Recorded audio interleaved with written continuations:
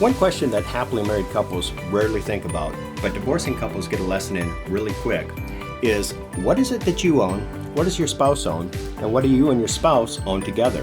That last item, the things you own together, is what we call marital property. And for a lot of couples, especially those that got married fairly young, say at the beginning of their professional careers, and have been married for a significant amount of time, marital property likely constitutes the vast majority, if not all, the property they own. So how can you determine if this, that, or some other asset you have is owned by just you or is owned by you and your spouse together? Well, here's a spoiler alert. The name that is on the title or the account or was on the paycheck that was used to purchase it is all very likely irrelevant. Stay tuned, everyone. Finances and divorce, what is marital property? Coming up.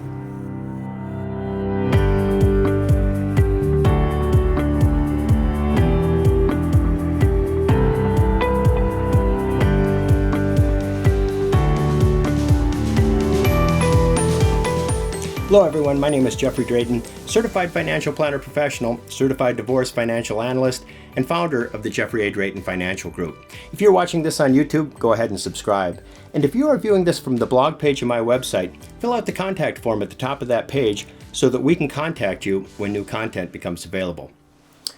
If you or someone you know is going through a divorce, something that's going to have huge implications for the assets one leaves their marriage with is an understanding of what property and assets of the pre-divorce household were owned by the divorcing couple together and what was owned by one or the other spouse separately. That is a question of marital versus non-marital property.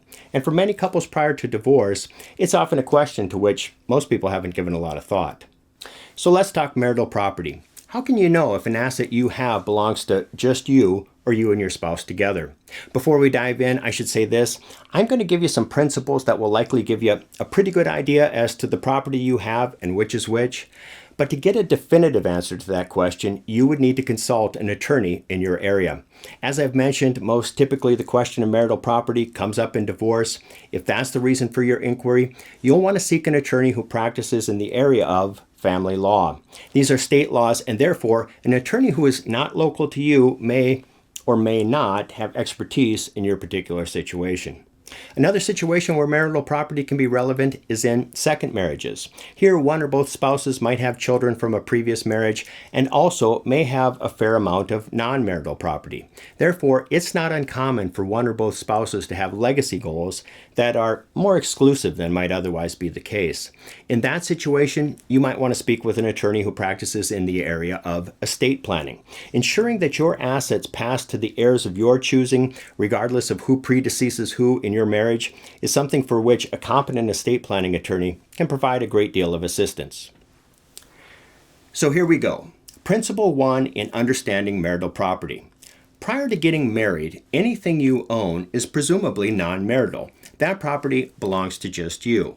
But on the day that you got married, ever after, with a few exceptions that I will talk about in a bit, any assets, possessions that then come into your household are now owned by you and your spouse together.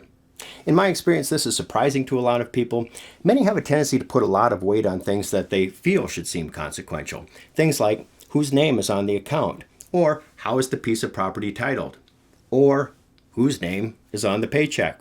They're surprised to learn that most of that is meaningless when determining whether something is owned by just them or they and their spouse together for purposes of marital property. For the most part, all income that is earned after marriage, all accounts that are contributed to after marriage, all purchases made after marriage belong to both spouses together.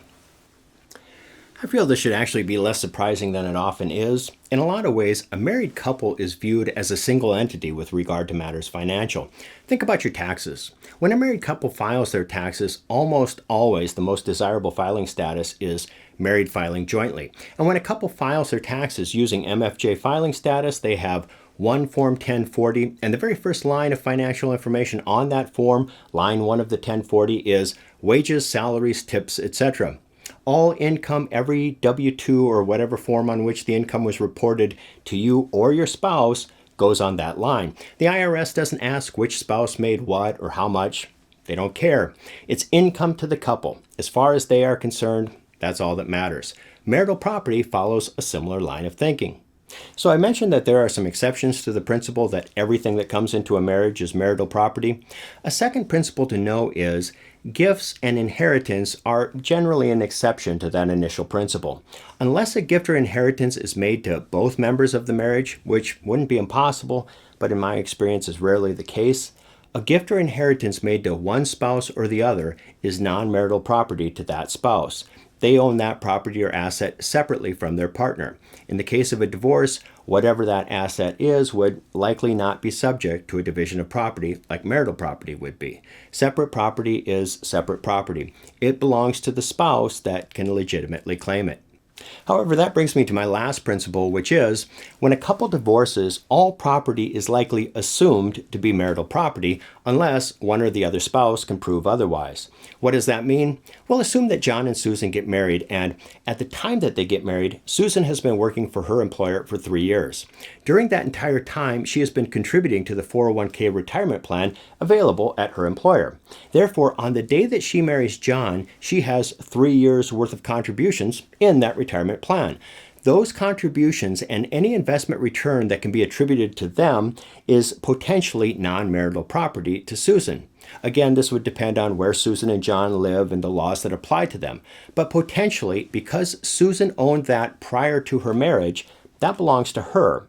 However, any contributions that go into that retirement plan following the date of Susan's marriage to John are no longer non-marital property. Those dollars and any investment returns that can be attributed to that money are marital property that will be subject to a property division should John and Susan someday get a divorce.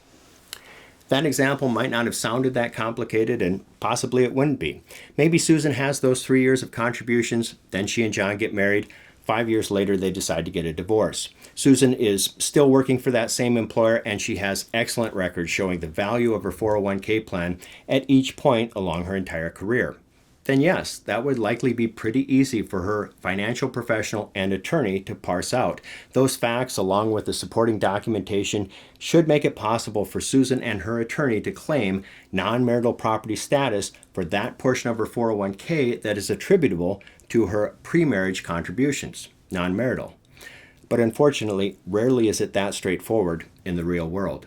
Imagine instead that Susan and John were married for 15 or 20 years. Susan has since changed employers a number of times, and that entire 401k was rolled over into an IRA, and maybe even that IRA has moved from one brokerage firm to another. Additionally, suppose the assets in the IRA are a combination of both that old 401k and contributions that Susan was making during her years married to John. And by the way, Susan doesn't have great records for any of this.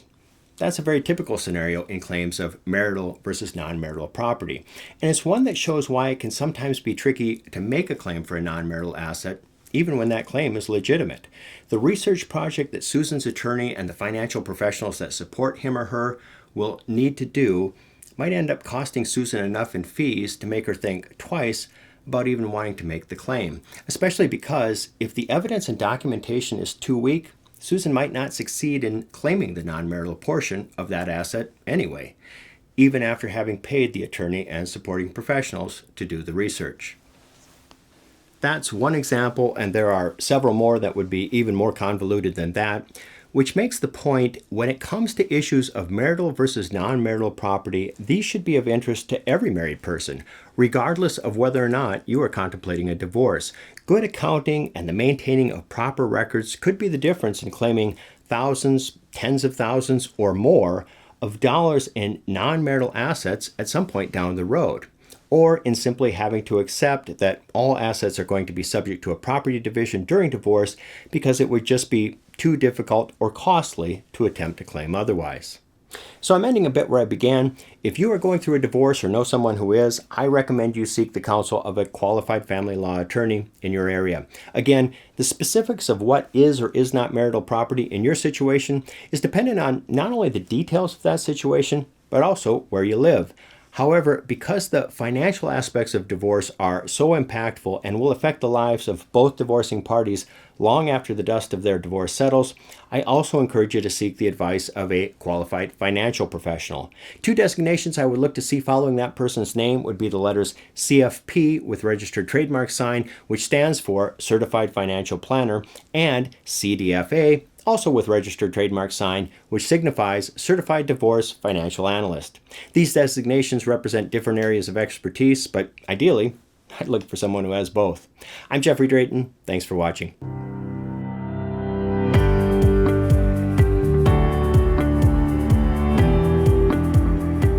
Hey everyone, as always, nothing in this video is meant to be specific advice for you. Advice like that can only be had by working with a financial planner, someone who knows you and your situation. I would encourage you to seek out someone who is a certified financial planner. This is signified by the letter CFP with the registered trademark sign following his or her name. I would also encourage you to work with a fee-only financial planner.